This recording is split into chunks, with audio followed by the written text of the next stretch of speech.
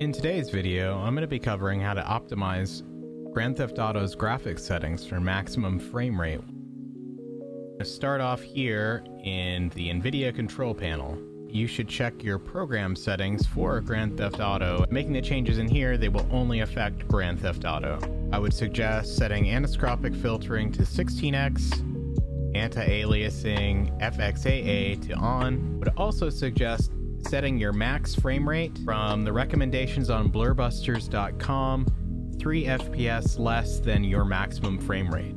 So in my case, my maximum frame rate is 144 frames per second, and my max frame rate in global settings is set to 141 frames per second, 3 under the maximum.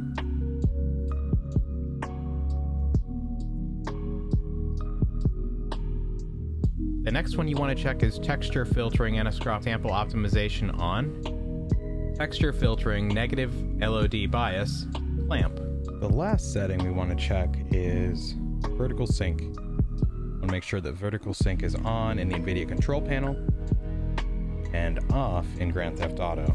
I'll explain that a little bit more in a moment. That's all the special settings in the Nvidia control panel. Alright, so once your game is loaded up, obviously you want to go into settings. Right off the bat, let's just cover advanced graphics. Turn all this stuff off. We're not trying to have a beautiful game. We're trying to have the maximum consistent or average frame rate. So to get the best possible frame rate, we do not need any of these extras. Turn everything off.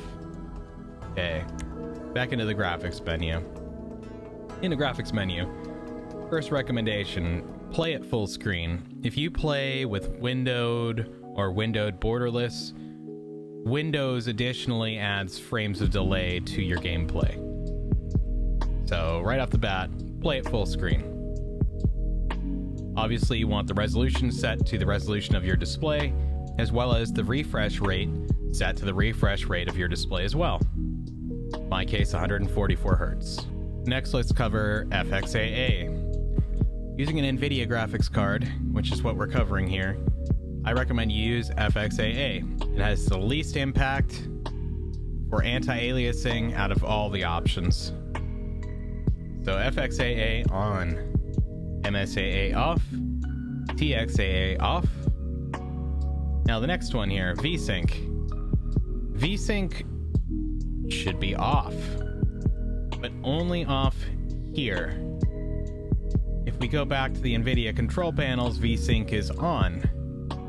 What happens if you enable it in the game is you get a double VSync, again causing additional delay. So disable VSync in the game, make sure the VSync is enabled in the control panel. Now population density, population variety, and distance scaling, you can turn these all the way down, but they don't have very large impact for frame rate. So you can get away with having these set to maximum for variety, maximum for distance scaling. And I believe this is 3 clicks under the top for population density. Moving further down here, texture quality very high, shader quality high, shadow quality high, reflection quality high, reflection MSAA off, water quality high, particle qualities normal, grass quality normal, soft shadows, Nvidia PCSS, post effects normal.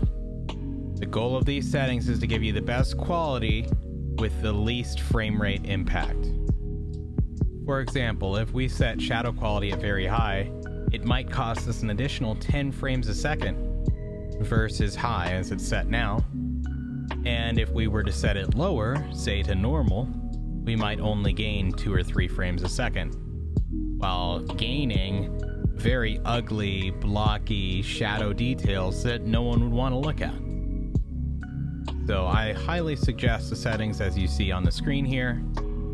I hope this video was helpful.